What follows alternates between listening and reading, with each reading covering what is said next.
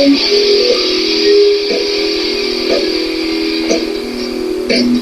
everyone, welcome to Logan's Mosh Pit. Glad to have you here. Do me a favor and please subscribe if you haven't already. Thanks a lot for tuning into a new episode of Rock and Read. Today, you will get to hear Chapter 35 and Chapter 36 of Iron Man by the riffmaster from Black Sabbath, Tony Iommi. Here we go. We recorded Sabbath Bloody Sabbath in Willesden, North London, and produced it ourselves. The direction Patrick Meehan credit was on the album sleeve again. We felt there was less directing than ever, as Meehan was expanding his business more and more, and we were probably not getting the attention we should have had. That began gradually, and the first cracks in our relationship started to show. I really worked hard on that album. I tried a lot of different stuff. It was a matter of constantly being in the studio creating sounds. Back then, you had to make them yourselves, and it took a while. Now, with the computer, it's bang. Okay, next. The riff of Sabbath Bloody Sabbath was the benchmark for that album. It was a heavy riff. Then the song went into a white bit in the middle, and then back to the riff again. The white and shade I'm always looking for. Ozzy sang very well on it. Actually, on all the songs on the album. Very high. Geezer wrote lyrics for the song, with lines like, "The race is run, the book is read, the end begins to show, Sabbath Bloody Sabbath, nothing more to do." I don't know what inspired him to write that, but it could be about him thinking it was all over when we got writer's block. But after that song, the rest followed without any great problems. The other guys came up with ideas as well. Ozzy had bought this Moog synthesizer. It was like the top of the range, but he didn't really know how to work it. I don't know who could understand it either. It seemed really complicated to me, but he got this one sound out of it, and he came up with, "Who Are You?" It worked really well. I just put a piano bit in the middle of that one, and the initial riff for A National Acrobat was written by Geezer, and then I added bits to it. Geezer can write some great stuff. It's just getting it out of him. This was probably the first one he did that got onto an album. Rick Wakeman played on Sabracadabra. He wouldn't accept any money for that, so we paid him in beer. We'd always have a bit of a laugh with him. On the end of that song, Ozzy sang stuff like, "Stick it up her arse," and all that, just as a joke. It was never meant to be on the album, as this track was supposed to finish well before Ozzy started ranting and raving. But because Rick was playing on it, we just kept it going. Then we thought, we'll be ruined doing an album with all that on it, so we put phasing over it, so you can't tell what he's saying. But all that foul language is on here, just jumbled up a bit. Apart from the single Paranoid, we couldn't gain any radio airplay. One of the few who gave us a chance was Alan Freeman, the BBC DJ whose nickname was Fluff. He liked us and played Laguna Sunrise as the theme tune for his program, The Saturday Rock Show. So when I came up with another quiet instrumental, I thought, well, I'll call this song Fluff after him.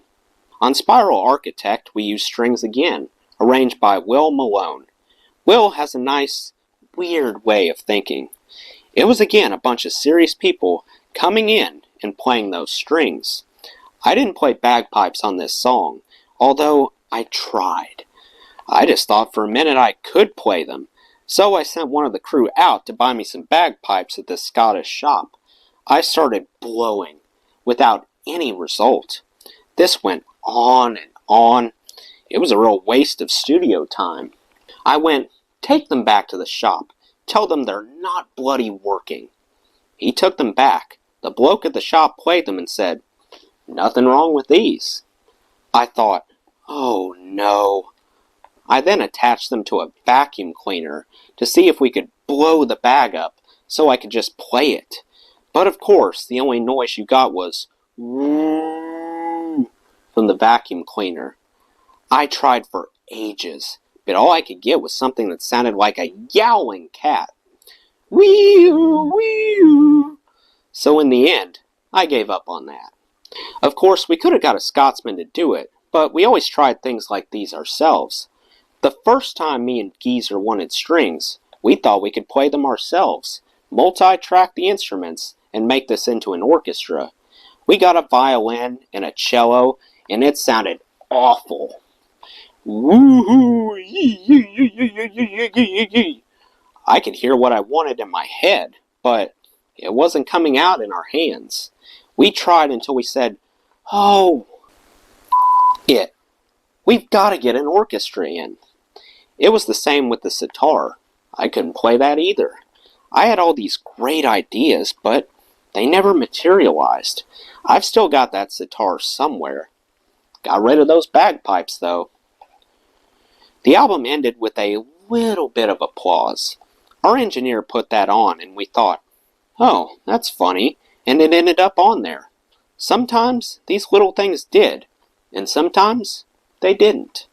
Actually, on one of the earlier albums, when we were working with engineer Tom Allum, we spent an hour and a half marching up and down these stairs, singing, hi ho, it's off to work we go. We were coming all the way down these 3 flights of stairs, and there was a microphone at the bottom, so the sound we made was getting louder and louder. And Tom kept going, no, go back, do it again. We were knackered at the end, but we kept doing it. Hi ho. The idea was to walk down and eventually slam the door and come into a track. It looked like a good idea until we tried it, and it sounded awful. So we scrapped it. The album cover had great paintings by Drew Struzan, with the good on one side and the evil on the other. On the inside, it had a picture of the band in what should have looked like an ancient room, except there was a 3-point power plug down there on the wall. That sort of blew it a bit, really. Even today, I find that the music, compared to the previous records, has more class about it, more arrangements, more shine if you like, and it's more adventurous. It was a leap forward. We used strings and God knows what else. We really expanded. That's why, for me, Sabbath Bloody Sabbath was the pinnacle. And then the next one would be Heaven and Hell, which created that same vibe for me again. Well, that wraps up Chapter 35, so let's transition to Chapter 36. We rounded off 1973 with a couple of UK dates in December. After the Christmas break, we did a few European gigs before flying to America for a lot of shows in February. We often got stuck with the same bands when we went to the States. We always seemed to have Edgar Winter, Johnny Winter, Brownsville Station, or Black Oak, Arkansas opening for us. It was like, what? Black Oak, Arkansas? Oh dear, not again. After America, we went home to take some time off. Next up was the California Jam on April 6, 1974 at the Ontario Motor Speedway in Ontario, near Los Angeles. We were going to be rehearsing out there prior to the gig, and we sent Spock and the rest of the crew over there first. But then, this almighty row broke out between Deep Purple and ELP about who was going to close the show. They were trying to involve us in it as well. We thought, we better hang on. This whole thing is blowing up. People wanted to close it, and then ELP as well. So Patrick Meehan at some point said, we're not going out. It's off. We agreed. We don't want to get involved in it. We'll pull out. Then Spock phoned me at something like 4 in the morning. You've gotta come. Everybody wants to see you. It's going to be an almighty ruckus if you don't show. I phoned the other guys going, we gotta get out there. Get on a flight. They thought I was joking. Oh, ha ha ha.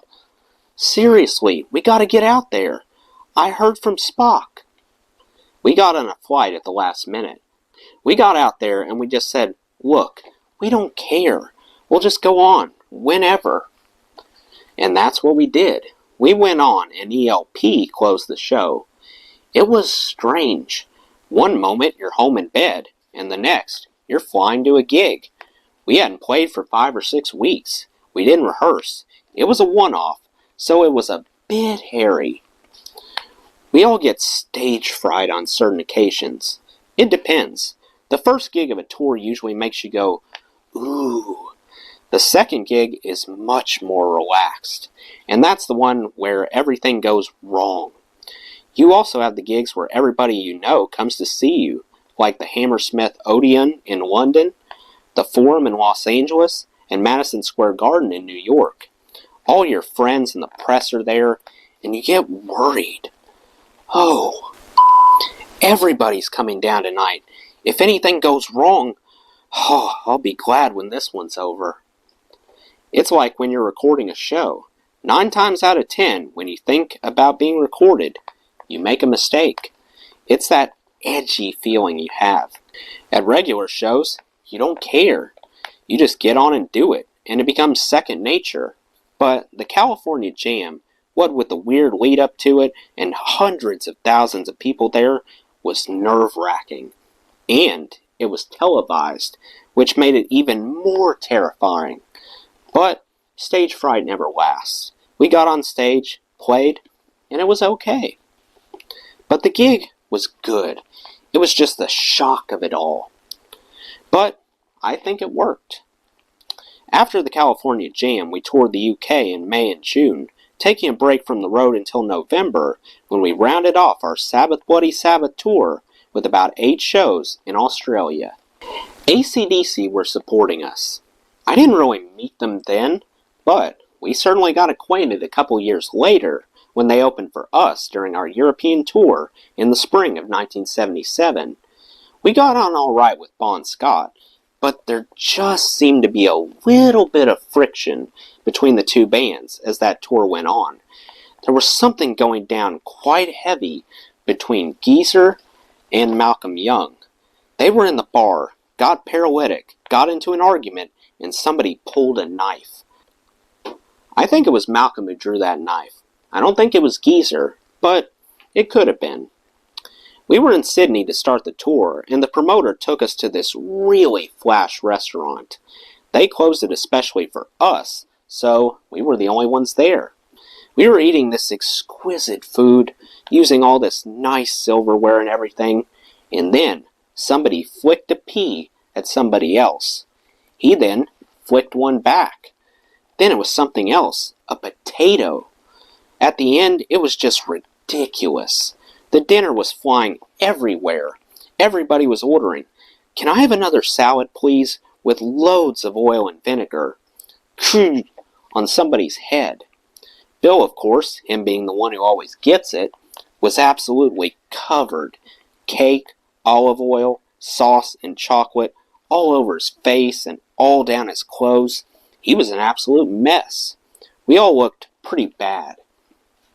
Ozzy had yellow trousers on. We got a hold of them and ripped the legs all the way up past the hip.